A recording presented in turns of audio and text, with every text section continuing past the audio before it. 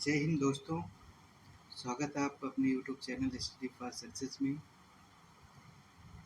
आज हम blood relation के सेकंड वीडियो में ये पढ़ेंगे कि क्वेश्चनों की और प्रैक्टिस करेंगे और उसके संबंध में ये पढ़ेंगे कि हमें अगर जिसको या उस शब्द आते हैं तो उनको कैसे समझते हैं, या फिर ये कहें कि क्वेश्चन के कितने तरीके आते हैं जब हमें उनको समझेंगे और उनको हल करने की आसान तरीके समझेंगे। और सबसे पहले हम आप सबको एक निवेदन करना चाहेंगे कि जो लोग हमारे चैनल को पहली बार देख रहे हैं वो कृपया सब्सक्राइब कर लें, लाइक कर दें, शेयर कर दें, वीडियो अंत तक देखें, मुझे ये गुजारिश है। तो हम फर्स्ट क्लास में जो पढ़ा था उस पर थोड़ा सा रिवीजन करेंगे ये कि जो रक्त संबंध है,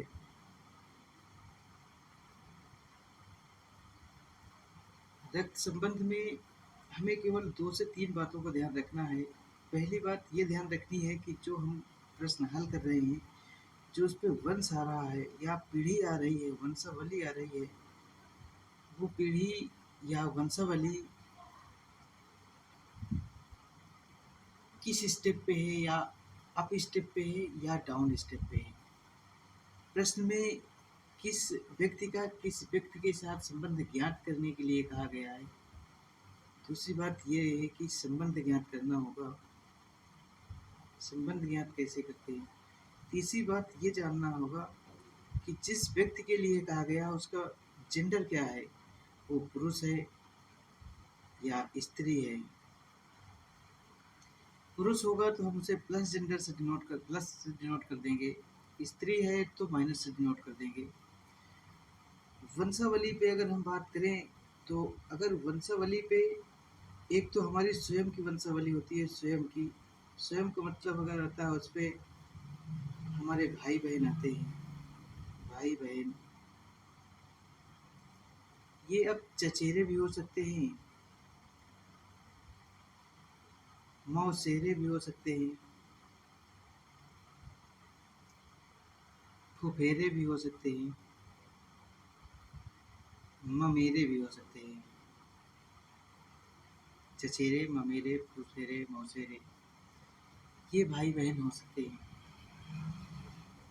अगर हम अपनी पीढ़ी से एक पीढ़ी अगर नीचे जाएं तो हमारी पीढ़ी के नीचे यानी हमारे बेटा बेटी, भतीजा भतीजी,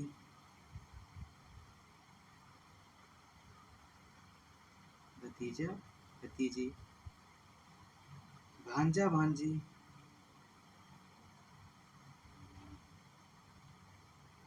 भांजा भांजी। अगर 2 पीढ़ी नीचे जाएं तो फिर आएगा नाती नातिन, पोता पोती। एक चीज़ यहाँ क्लियर कर दें कि नाती नातिन जो होते हैं वो बेटी के बेटा और बेटी होते हैं, बेटी के, और ये बेटा के होते हैं, बेटे के। अब स्वयं की पीढ़ी से जब एक पीढ़ी हम ऊपर जाते हैं तो उसमें हमारे पिताजी, माताजी, चाचा जी, चाची जी, बुआ जी, फूफा जी, मौसा जी, मौसी जी, मामा जी, मामी जी और मम्मी जी। जब 2 पीढ़ी ऊपर आते हैं तो इनमें आते हैं हमारे दादा दादी और नाना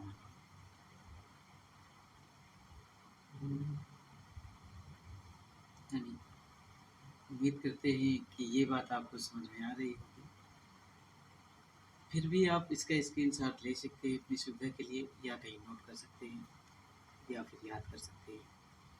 अब हम चलते हैं क्वेश्चन की तरफ और क्वेश्चन में देखते हैं कि क्वेश्चन को हल करने के तरीके। इसमें सबसे मेन बात यही है कि जो क्वेश्चन दिया है उसको किस स्टेप पे हल करेंगे, उसके स्टेप सीखना ज़रूरी है, बाकी क्वेश्चन सब आसान होते हैं। स्टेप सीखना और जेंडर सीखना कि जेंडर इसका क्या निकल के है। अगर जेंडर क्लियर नहीं है तो फिर उस क्वेश्चन का आंसर ऑप्शन पे होगा, अगर ऑप्शन में के आधार पर मिल रहा है तो ठीक है, नहीं सी ओ डी होगा, can not C N D can not define होगा कि उसका आंसर ज्ञात नहीं किया जा सकता, आंकड़े अपर्याप्त हैं। पहला क्वेश्चन पे जिसे अगर हम देखते हैं, कहा गया है ए बी की बेटी है, बी सी की माँ है, डी सी का भाई है। तो बताया गया है डी ए से कैसे संबंधित है, मतलब डी जो है वो ए का क्या है। इसका मतलब समझें कि डी का ए से संबंध पूछा गया है, तो डी ए का कौन है, क्या लगता है रिश्ते में। तो क्वेश्चन हल करना समझते हैं, हल करते हुए ए बी की बेटी है, तो ए जो है बी की बेटी है, बी की बेटी है, तो ए बी की बेटी है, तो ए बी से एक स्टेप नीचे होगी, यानी एक पीढ़ी नीचे होगी, और बेटी है इसलिए हमने इसको माइनस लगा दिया और ऊपर से नीचे का ए वाइज लगा दिया। बी सी की माँ है, जो बी है वो सी की माँ है, कोई सी व्यक्ति लड़का हो सकता है, लड़की भी हो सकती है, कुछ भी हो, लेकिन ये बी जो है ये सी की माँ है, और ये भी निगेटिव जेंडर पे हो गया, माइनस जेंडर पे, ये माँ हो गई, ये निश्चित है। लेकिन अब ये जो सी है वो बी का लड़का है या लड़की है, ये जेंडर अभी क्लियर नहीं है। डी सी का भाई है, एक व्यक्ति डी है जो सी का भाई है, तो वो सेम पीढ़ी वंश में आएगा, तो डी ए प्लस और ये हो गया भाई।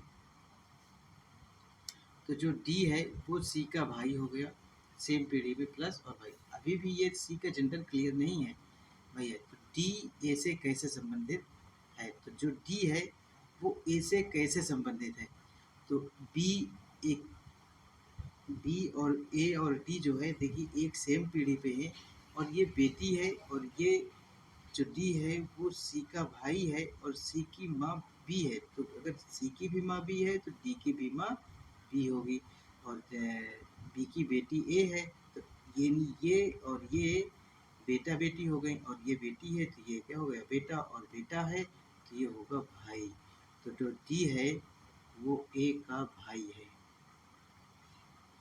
उम्मीद करते हैं आपको समझ में आ गया होगा, नहीं आया तो एक दूसरा क्वेश्चन से भी समझते हैं। भाई है,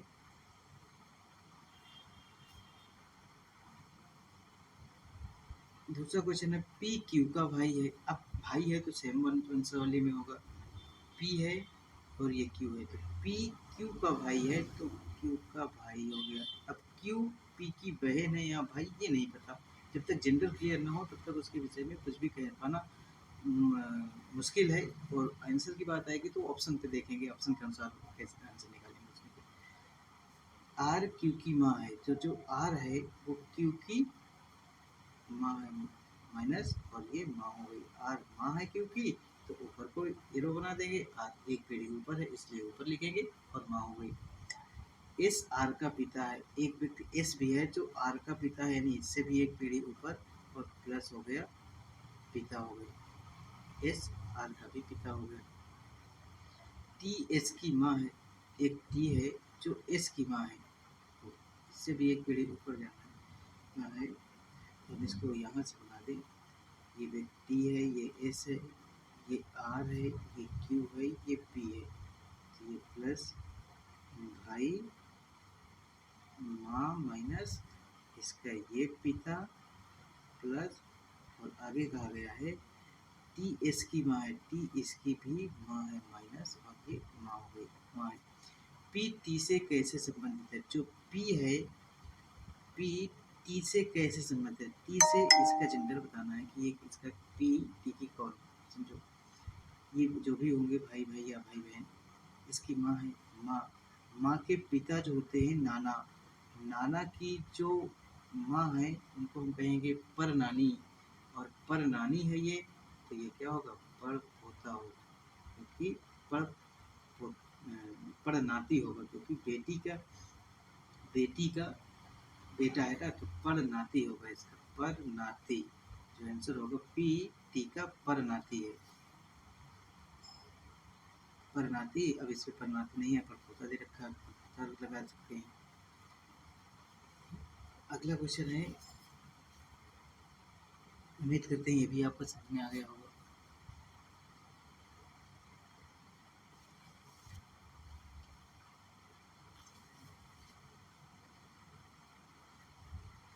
ए बी की बहन है, बी सी का भाई है। जो ए है वो बी की बहन है, ए बी की बहन है, बी सी का भाई है।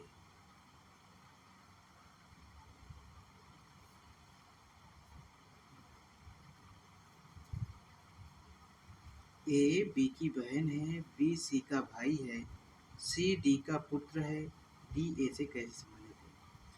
तो जो ए है, ए है बी की बहन है, ए जो व्यक्ति है वो बी की बहन है, बहन हो गई।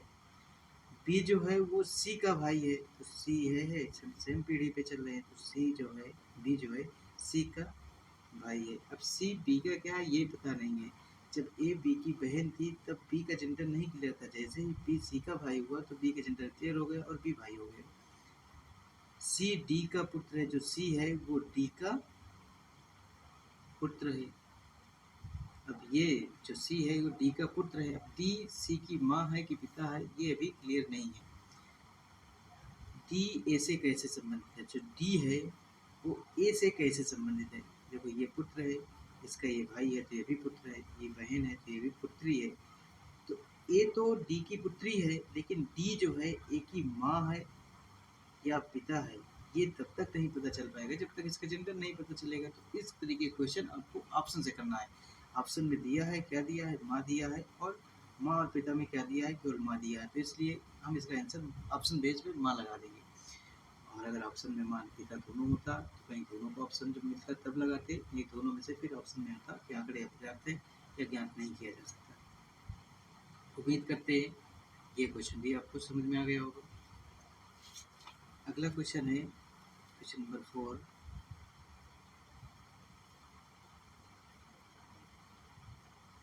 क्वेश्चन नंबर 4 है, बी ए का भाई है जिसकी एकमात्र बहन सी है, जिसकी और जो ये अपने जिसकी और अपने बाद वाले दूर वाले के लिए होते हैं, और जो और जिसको वो उसके पास वाले के लिए होते हैं। बी ए का भाई है, तो जो बी है,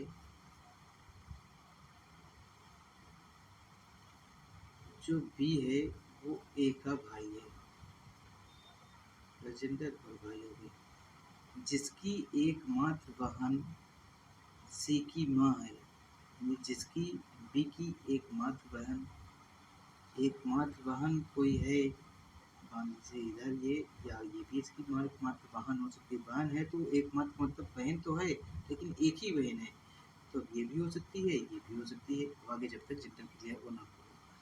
बहन सी की माँ है, अगर ये है तो ये सी की माँ है, सी की माँ है माइनस, अगर ये है, अगर ये माँ है, बहन है तो ये सी की माँ है, अगर ये बहन है तो ये सी की माँ है।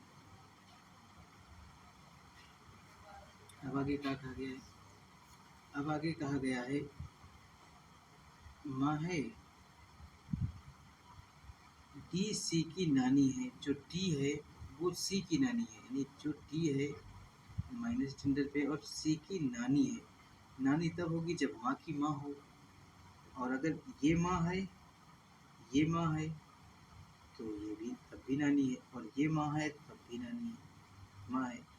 डी सी की नानी है। ए डी से कैसे संबंधित है? तो ए जो है डी से कैसे संबंधित है? अब चूंकि इसकी और कोई बहन के विषय में कहा नहीं गया तो इधर का पार्सन हो जाएगा कट, तो ये हो जाएगी इसकी इकलौती बहन बी की, और सी की माँ, और सी की ये नानी है, तो जो ए है वो डी की पुत्री हो जाएगी। बस समझ में आ गई? अगर आ गई तो कमेंट सेक्शन में लिखें यस। बेटी है, यानी ए जो है वो डी की बेटी है। क्वेश्चन 5 पढ़ लीजिए, नीचे जगह नहीं होगी तो ऊपर हल करेंगे। ई बी की बहन है, ए सी का पिता है, बी सी का पुत्र है, ए ई से कैसे संबंधित है? तो इसे हम देखें। पहला पॉइंट ये है, ई बी की बहन है, तो जो ई है वो बी की माइनस जेंडर और बहन हो गई। ई बी की बहन है तो ई हो गई बी की बहन। ए सी का पिता है, ये बात इस पे कोई सब जुड़े नहीं, तो ये अलग से बात लिखेंगे। ए सी का प्लस हो गया ये, और ये पिता हो गया। ए सी का पिता है, बी सी का पुत्र है, और जो बी है वो सी का पुत्र है, तो इसके नीचे इसको कर दो, प्लस कर दो, पुत्र हो गया। तो इसके बगल में ई कर जा दो, तो ई हो जाएगी इसकी बहन। अब आगे देखो, जहाँ जुड़ गए वहाँ उठा के जोड़ देना होगा, जब तक नहीं जुड़ेंगे जो सब उनको अलग अलग लिखेंगे। बी सी का पुत्र है, ए ई से कैसे संबंधित, जो ए है वो ई से कैसे संबंधित है। अब यहाँ पर बहुत ध्यान से देखिए, यहाँ पर सी का जेंडर क्लियर नहीं है। ये तो पता हो गया कि बी पुत्र है, लेकिन जो सी है ये माँ है कि पिता है, दोनों एक निश्चित है कि है, लेकिन जेंडर क्लियर नहीं। तो अगर अब ऑप्शन पे देखेंगे, ऑप्शन में है क्या, दादा पोती पिता परदादा। अगर इसको थोड़ी देर के लिए माने हम माँ है, तो माँ के पिता नाना, नाना ऑप्शन है नहीं है। अब माने पिता, पिताजी के पिता दादा होते, तो दादा है, दादा है। तो पूछा क्या गया, ए ई से कैसे संबंध, जो ए है वो ई के कौन है, तो ए जो है वो ई के दादा है। क्या बात समझ में आ गई? अगर आ गई तो चैनल को लाइक कर दीजिए, वीडियो को, चैनल को सब्सक्राइब कर लीजिए। पूरा वीडियो देखने के लिए धन्यवाद।